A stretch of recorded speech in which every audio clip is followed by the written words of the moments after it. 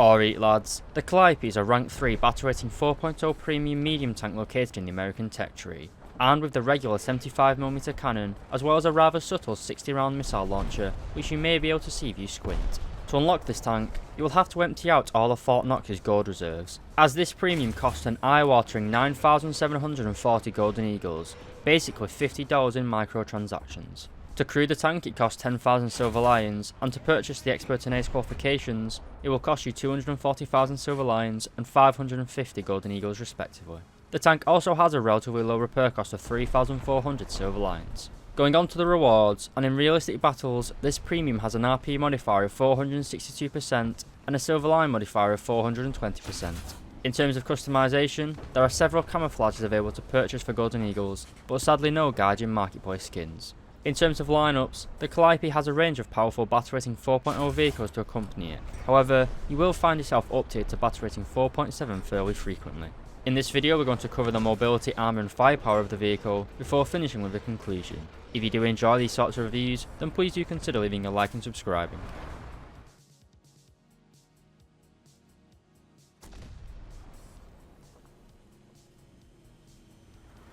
Starting as always with the engine and mobility, and the Calliope is powered by an engine producing 400 horsepower. Combined with the vehicle's weight of 30.6 tonnes, it gives the tank a power to weight ratio of 13.1 horsepower per tonne. Not too bad for battle rating 4.0, but there are several wheeled vehicles which will put your mobility to shame.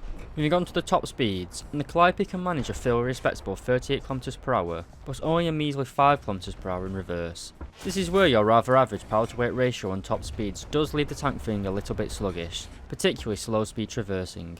The tank is quick enough to get around the battlefield, but like I said, it isn't quick enough to challenge the light tanks at the start of the game.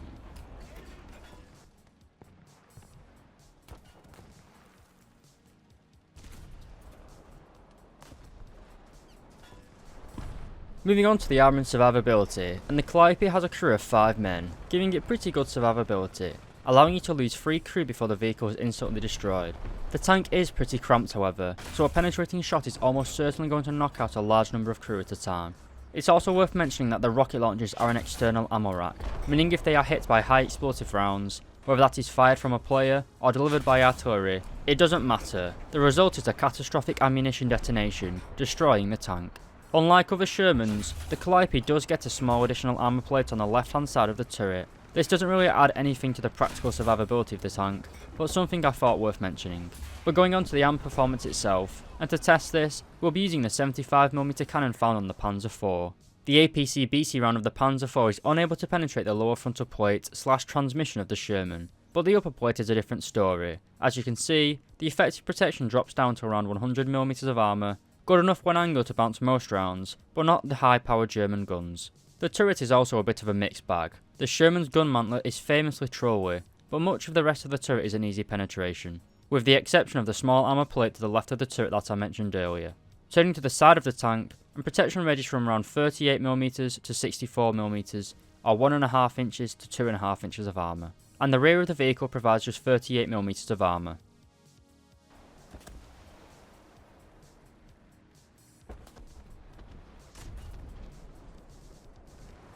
So taking a look at the weapons and ammunition, and the Sherman is armed with the early 75mm M3 cannon. It has very good vertical guidance characteristics, with 25 degrees of elevation and 10 degrees of gun depression. It also features a short or gyro stabilizer, allowing you to fire accurately quickly after stopping the tank, or somewhat accurately when moving. Moving on to the reload speed, arguably the most important part of a low tier tank's dominance, and to do this, we're taking a look at the reloading skill under the loader section of the crew. We have a base reload speed of 6.5 seconds, which drops to 5 seconds with an ace crew. Moving on to the tagging skill under the gunner section, and we can see you have a base turret rotation speed of 16.8 degrees per second, which rises to 24 degrees per second with an ace crew. Moving on to the modifications, and I want to point out that this tank does not get access to any sort of range finding equipment, meaning you will have to rely on your crew's estimation, something which is very bad for this tank's signature weapon.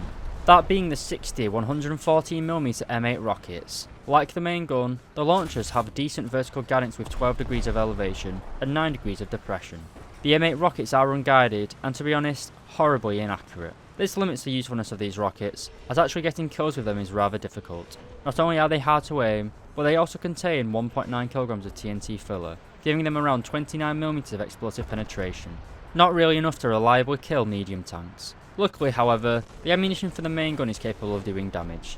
Your stock shells the M72 round. This is a solid shot AP containing no explosive filler. It's capable of penetrating 76mm of armour at 200 metres, sloped at 30 degrees.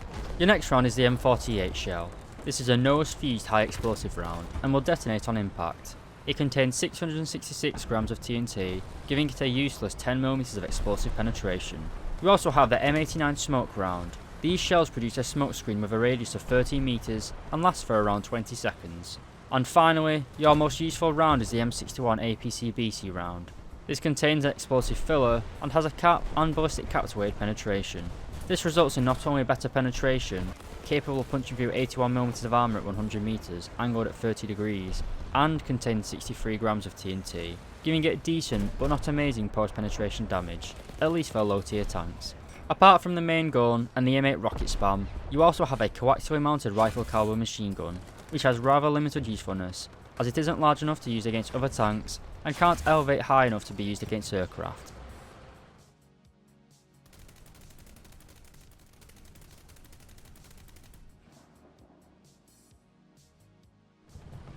To conclude, the Calliope is not a worthwhile purchase for any player really. I bought mine luckily on a 75% discount, and even for 2,500 Golden Eagles, I'd say it's a bad purchase. It is insanely expensive for its capabilities.